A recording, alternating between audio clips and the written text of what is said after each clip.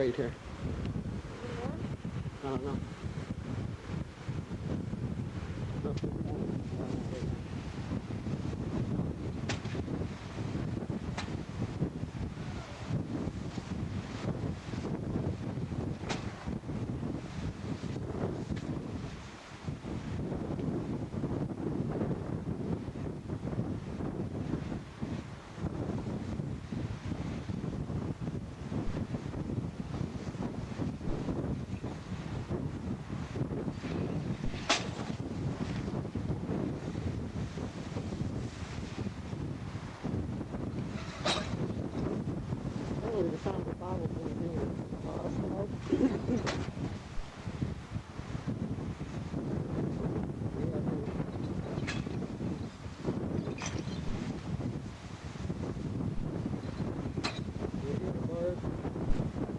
Princess, Friday night, somewhere in the Gulf of Mexico, north of Cuba.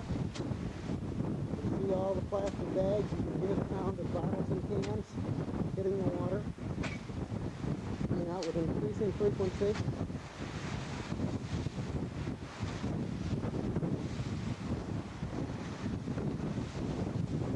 The hands throwing them out. We're in cabin A192 looking down.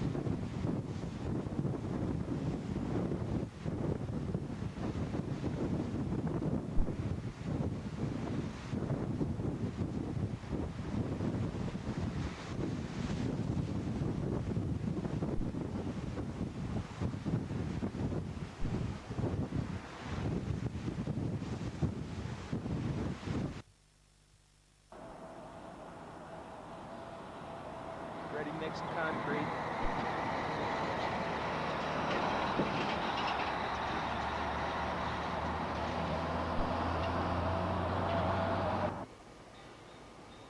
November 6th, 11:35 p.m.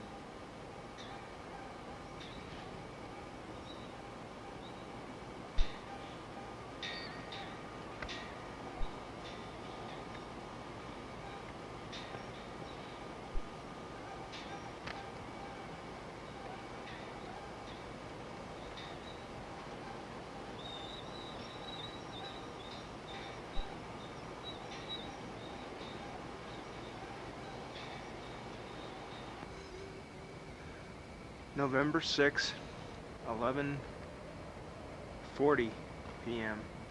This is the mixer washout area, holding pond.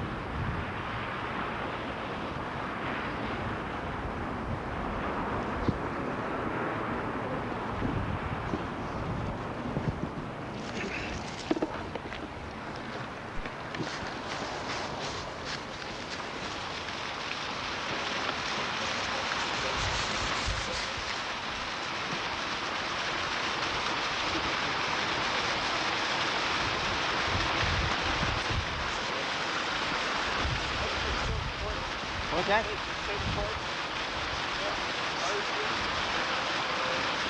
Yeah. Corey, what time do you have? What time? 10:33 a.m. November the 7th, 1996. This is the third discharge.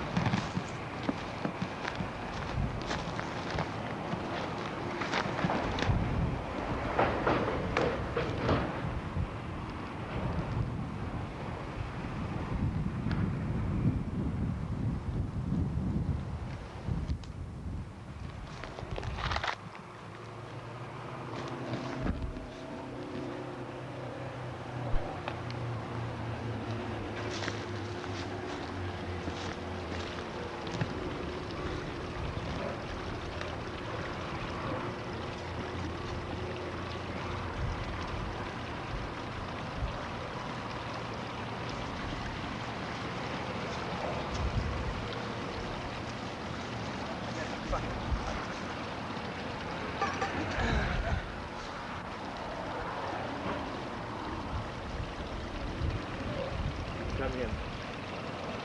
10:48. 10:48 a.m.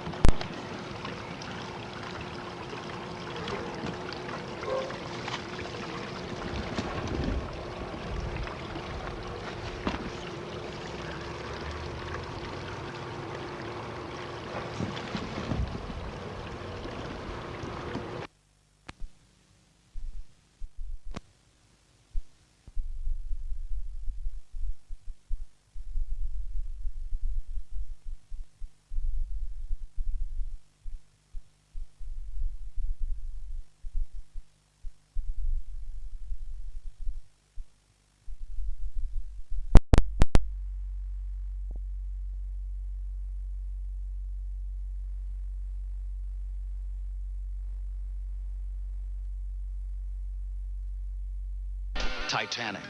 How Hollywood is counting on you to keep it from becoming a disaster at the box office. The studios are praying not to make money, but to get their money back. Titanic, the new blockbuster movie, and the budget-busting story behind it. Finally, on Impact, a hot new name in fashion. She's hot. She's the new hot thing. A cool new look on the runway. These are our, like, hip-hugger bootleg jeans. A sneak peek at a hot young designer who's setting cool fashion trends. I think she has a very, very strong future. Impact, CNN and Time on special assignment. With Bernard Shaw in Washington, D.C. and Stephen Frazier in Atlanta. Impact, a collaboration of two of the world's leading news organizations, CNN and Time. From Washington, D.C., here's Bernard Shaw. Welcome to Impact. Our first story is about the worst case of pesticide poisoning in U.S. history. Highly toxic insecticides intended only for outside use on crops have been misused inside the homes of thousands of unsuspecting consumers. The result? Illness, death, and the evacuation of hundreds of contaminated homes.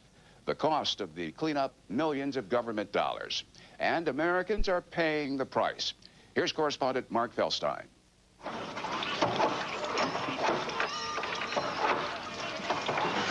This family's home was sprayed with insecticide related to a Nazi nerve gas. That's why workers are gutting the house, why they have to breathe through respirators. The insecticide was sprayed illegally by exterminators in homes across the nation. Where the glasses and the plates and the dishes, he would always just spray. And I would take all around those glasses. All around the glasses. Unitha Gowdy is one of hundreds of pesticide casualties in Mississippi alone. Most are low or moderate income families. To kill cockroaches, they hired exterminators who work cheap but guaranteed results. He said that it will kill the roaches, it'll kill everything in sight. It killed the bugs, but the fumes made Gowdy sick. Severe breathing problems and memory loss, vomiting, pain, depression. I wanted to die. I just felt so bad. I just wanted to die. What was the poison that made her so sick? Cotton poison. That's the nickname for several highly toxic pesticides used to protect the South's most important crop from boll weevils. Cotton poison is usually methylparathion. It's inexpensive, effective, and considered safe when properly used outdoors, because in the sunlight and rain, it breaks down within hours. But indoors, methylparathion can last for years, exposing people to a chemical that can damage the nervous system.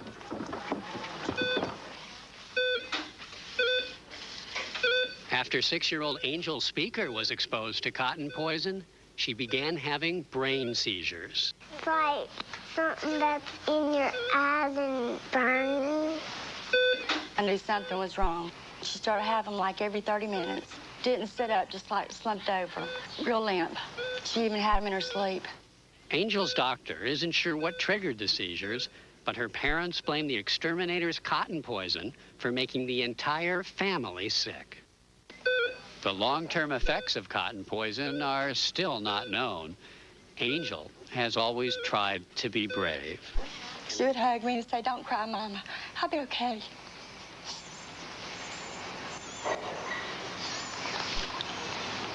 And she would try to hide from me when she had a seizure because she didn't want me to see her.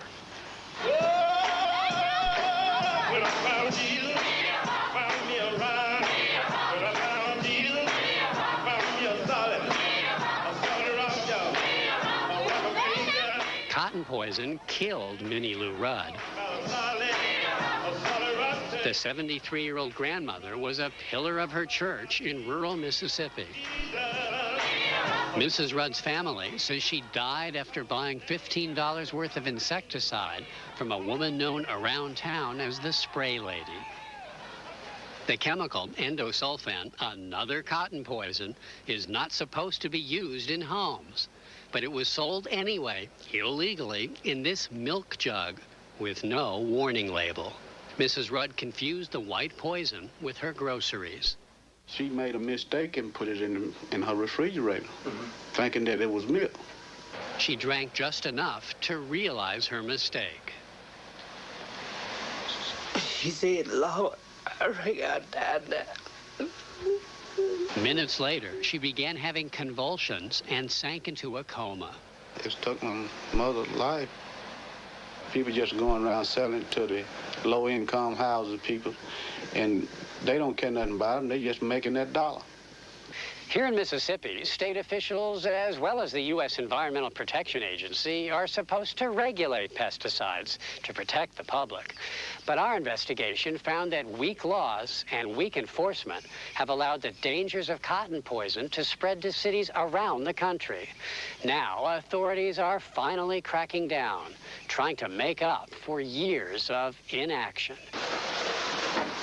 At least 20 people in 4 states have been arrested in the last year for illegally selling or spraying cotton poison, but not before doing considerable damage.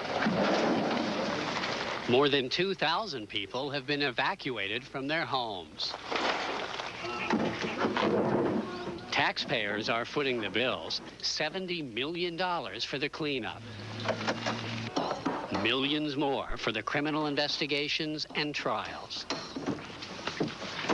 Yeah, Mama, sit on the couch. One of the exterminators in Mississippi is Doc Eatman, a former pimp. In Jesus' name, thank God.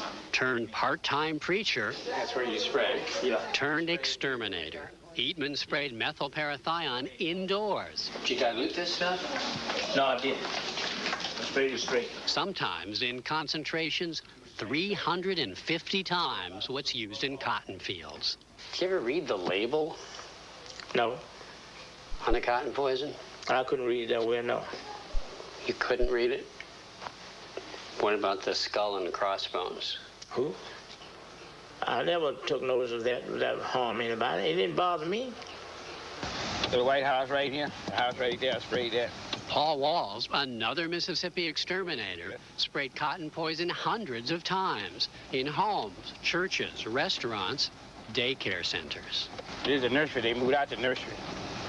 Sales records show that Walls and Eatman easily bought methylparathion at a nearby farm supply store. Enough pesticide to spray more than 1,500 acres of cotton. But if the chemical's only for crops, how could they buy it to use in homes? Simple, with a license from the Mississippi Department of Agriculture. The license is intended for farmers, so they can spray their own fields. But the state law was so weak, virtually anyone could get that license, no matter how young or uneducated. Walls and Eatman simply had to watch a 2-hour training movie. Most pesticides are designed to harm or kill pests. Many of them can also harm or kill humans if not used properly. It wasn't much help to Paul Walls since he's partly deaf. I didn't hear a lot that was going on in the class because of my hearing, you know. So did you spray in the kitchen? Yeah, I didn't care. Doc Eatman says he has trouble reading and writing. No problem. He says a licensing official helped him fill out the paperwork, allowing him to buy the powerful pesticide. Did they ask you to take any kind of test to be sure you knew what you were doing? No, they did not. So how do they know you were competent to handle this poison? I don't know. That never came up. Robert McCarty is Mississippi's top pesticide official. He issued the license Walls and Eatman used to buy cotton poison. Do you think they were competent to handle this dangerous poison? Well, obviously not, because they didn't properly handle it. So why did McCarty license them? Eatman in 1994, Walls in 1990, and again in 95. We didn't have any evidence whatsoever to indicate that they were not acting in good faith and that they didn't understand it.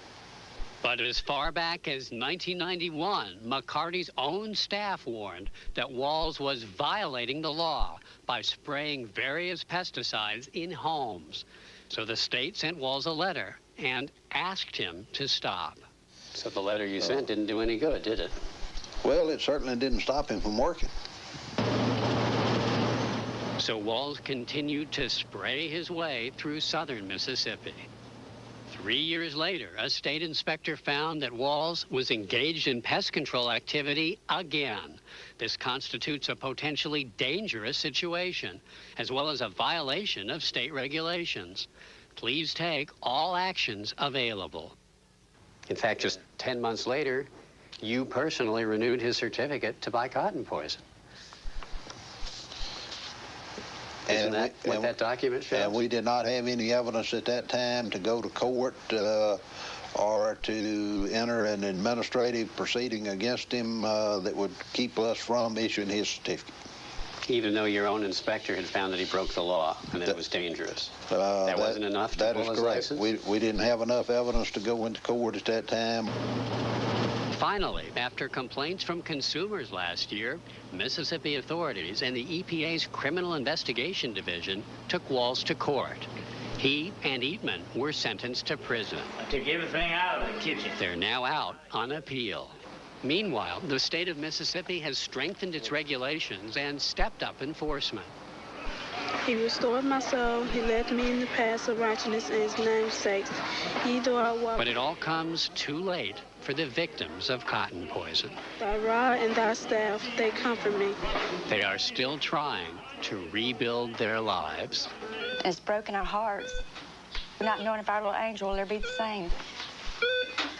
I would never, ever want anybody to endure the things I've had to endure because of the cotton poison. Something could have been done to limit the damage from cotton poison. Next, the inside story of how the federal government missed the warning signs. Next on Impact. For 10 years, there were warnings of the poisoning to come. Nausea, diarrhea, just real sick. I started spitting up blood. A poison that's supposed to be monitored by the federal government. Was EPA negligent here? A poison similar to nerve gas that will cost taxpayers $70 million. Impact, CNN and Time on special assignment. Impact is brought to you by Priority Mail from the U.S. Postal Service and by AT&T. It's all within your reach.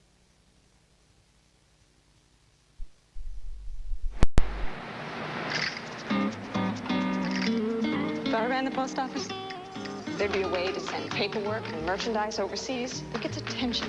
Something that says openly. Known as cotton poison have caused illness and death.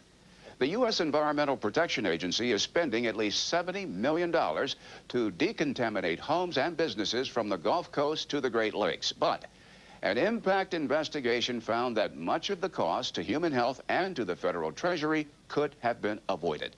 Here again, Mark Felstein.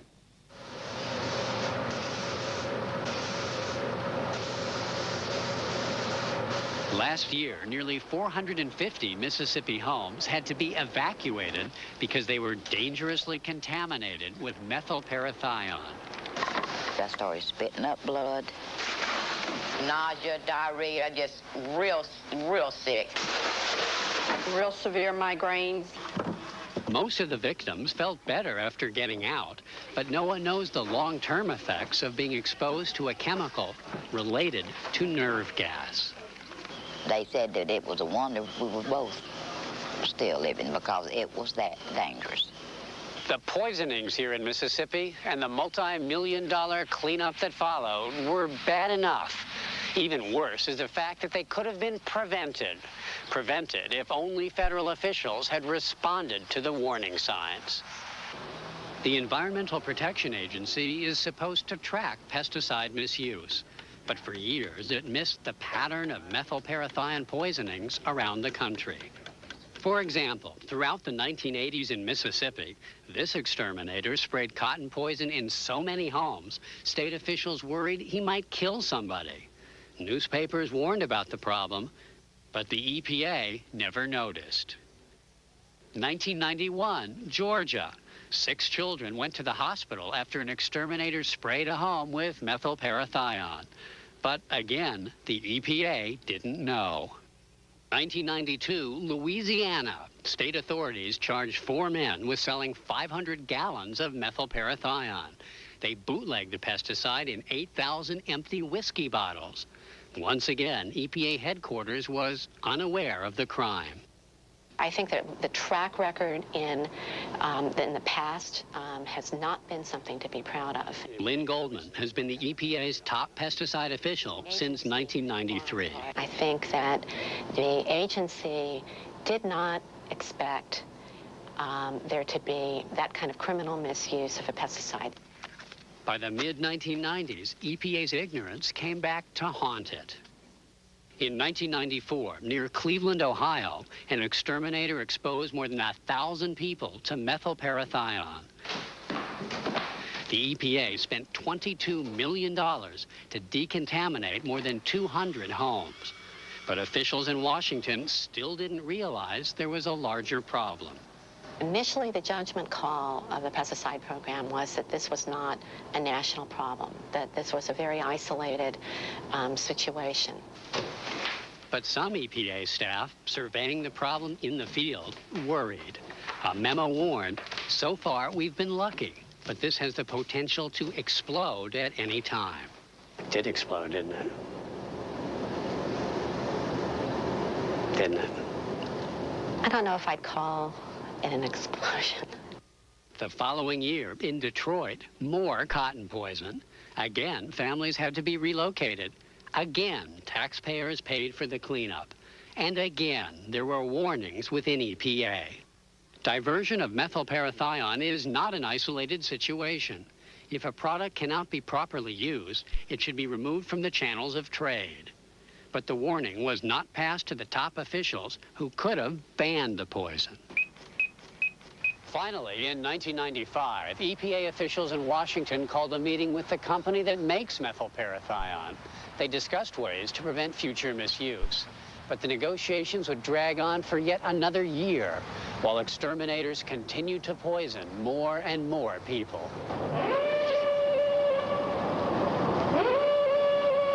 The company is Cheminova Agro of Denmark. Each year, it exports more than 4 million tons of methylparathion to the U.S. In its meetings with Cheminova, EPA recommended adding a strong odorant to the chemical. A smell so obnoxious, indoor use would be virtually impossible. But Cheminova resisted, saying an odorant would make the product difficult to ship and would hurt sales. The company said it was concerned that exterminators misused methylparathion, but said the problem was weak enforcement of the law. Cheminova insisted it had done nothing wrong or illegal. Meanwhile, EPA staff continued to warn headquarters of a major public health threat. This memo calls for banning methylparathion if necessary. We firmly believe that significant property and public health damage will occur soon unless strong, effective measures are taken. Prophetic words, but still no action.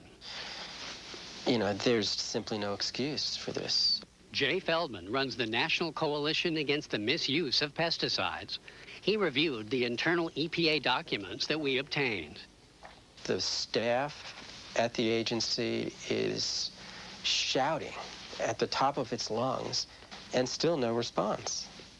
Why didn't EPA ban methylparathion? Critics point to Cheminova's Washington consulting firm, which employs several former EPA officials. The chairman is Steve Jelnick, EPA's top pesticide official during the Carter administration. His picture still hangs in EPA headquarters. I mean, you're absolutely right. I know the system well, and that's why clients come to me. Jelnick declined comment for this report. He has previously denied any conflict of interest. Frankly, you know, if you want to talk really candidly, I think the fact that I used to work at EPA makes EPA tougher on me, not easier. But critics say EPA is easier on former colleagues like Jelnick, especially if they want to work for them someday. I think it's difficult for someone to crack down on a potential future employer. The delays finally ended last fall, but only because cotton poison was being misused again in Mississippi, Alabama, Louisiana, Tennessee, and Arkansas. It was in hundreds of homes, and people were getting sick. At long last, EPA threatened to ban methylparathione. Within weeks, Cheminova agreed to add an odorant and to track containers of methylparathione, the very changes EPA sought a year earlier. Cheminova declined to be interviewed on camera. Understanding this is a national problem that could have happened sooner. It should have happened sooner. Who's that? Dad, Meiji. Meantime, families in Mississippi, restarting their lives after being moved out of toxic homes, are bitter. They wish the EPA had acted sooner to protect the public. It would have saved many. It would have saved many people from being sprayed again. The EPA has now launched a national campaign to educate exterminators and consumers about the dangers of farm pesticides. And the agency's Criminal Investigation Division has stepped up enforcement. For its part, Cheminova is sending out public service announcements to warn homeowners. Impact will return in a moment. Coming up on Impact, Titanic.